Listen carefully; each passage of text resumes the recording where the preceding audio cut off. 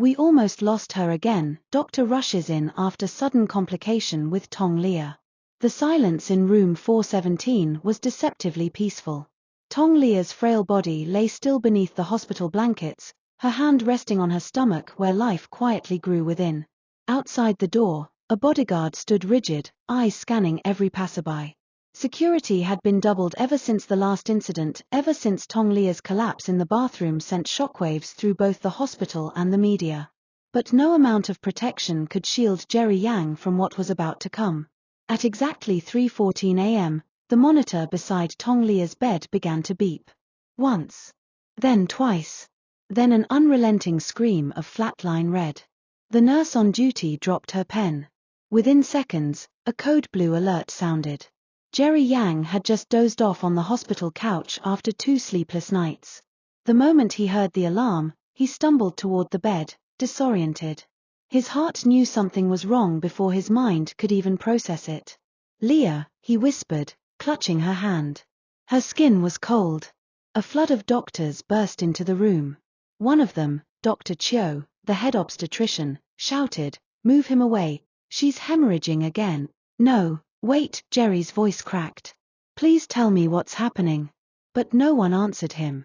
A nurse gently pulled him back as the medical team surrounded Tong Liya.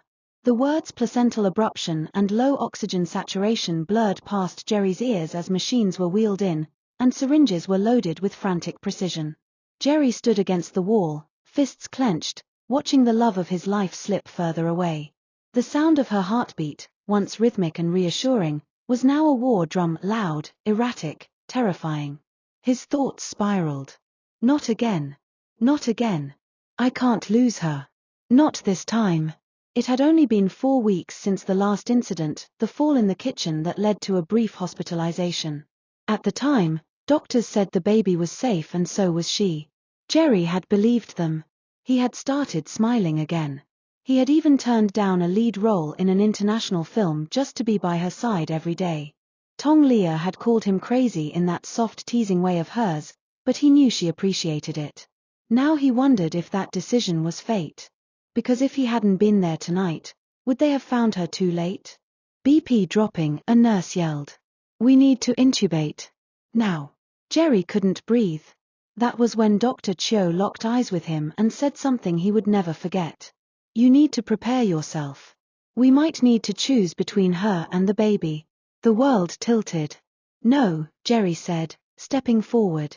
"You're not choosing. You're saving them both. Do you hear me? Save them both." The nurse reached out to him again, but he pushed past her and dropped to his knees beside the bed. He took Tong Liya's hand. "Liya, listen to me," he whispered, voice shaking. "You don't get to leave me, okay? Not like this. You're stronger than this. You promised you'd stay. Remember?" There was no response. Just the rapid clicking of machines and the sharp orders of panicked doctors. "I gave up everything," he continued. "Every script, every stage, every red carpet. I chose you. Because you're my home. You and our baby. So don't you dare leave me now." The machines beeped again. Then a sudden silence. Everyone froze. Jerry turned pale. Why did it stop? Then came the thud. Tong Liya's body convulsed. One of the doctors shouted, "She's crashing. We're losing her." Jerry was dragged out of the room by 2 guards. He fought them, screamed her name, kicked the door as it slammed shut in his face. "Liya!" The corridor echoed with his cries. Security footage later showed him collapsing on the floor outside the ICU, his hands shaking, eyes bloodshot, body trembling. 38 minutes passed. Jerry didn't move once. Then the door creaked open. Dr. Chiu stepped out, removing his blood-stained gloves. His eyes met Jerry's. "She's alive," the doctor whispered. But it was close. Very close. Jerry staggered to his feet. "And the baby?" A long pause. "They're both stable, for now." Jerry broke. He slumped into the nearest chair and wept openly. No cameras. No paparazzi. Just a man crumbling under the weight of love, fear, and a miracle barely snatched from the jaws of tragedy. The air outside ICU room 4 was thick with tension. Jerry Yang sat slumped on the cold bench in the corridor, eyes fixed on the small window in the door. Inside, Tong Liya lay motionless, surrounded by tubes, monitors, and a team of doctors still watching her every breath. A nurse had handed him a fresh blanket. He hadn't moved, hadn't blinked, hadn't said a single word in over 20 minutes. Then, he heard it. A whisper. Weak. Barely audible. Jerry. He shot up. Pressed his face against the glass. Her lips were moving. The door swung open. He didn't wait for permission.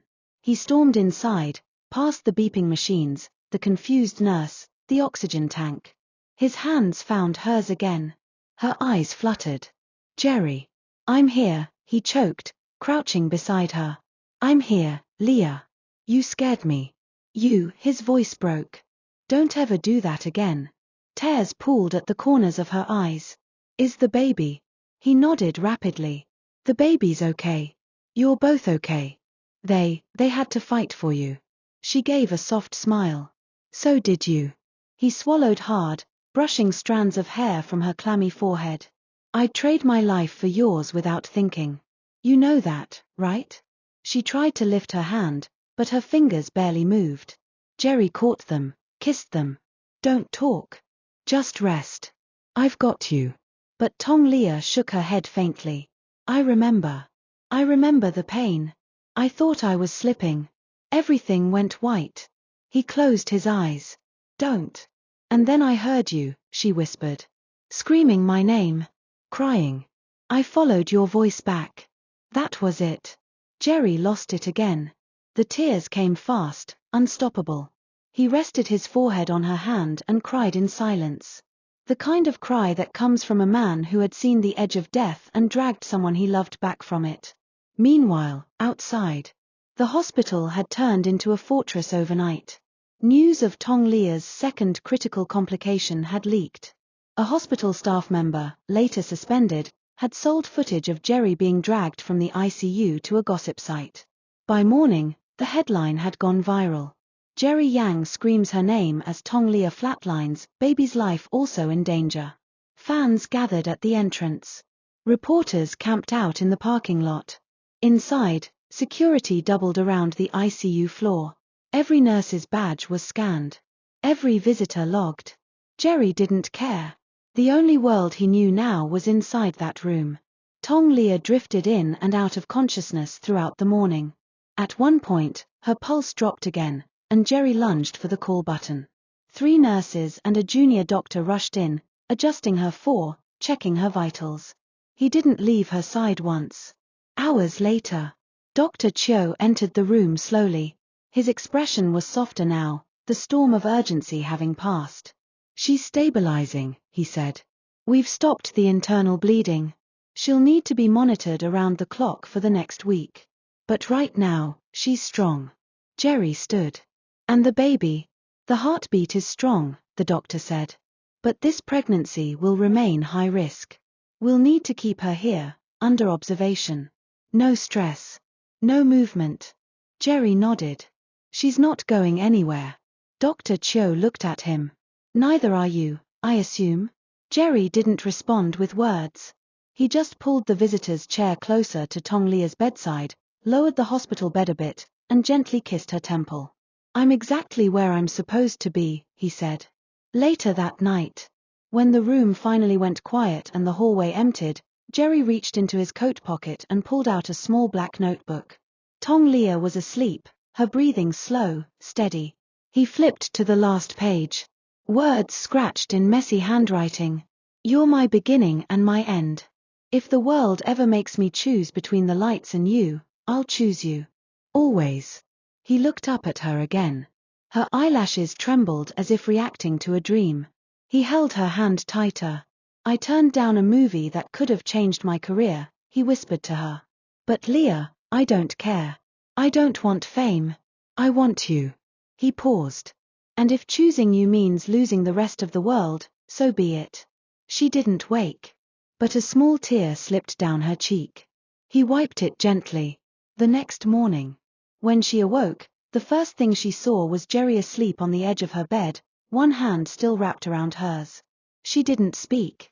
Just watched him, lips quivering, heart aching with something heavier than words.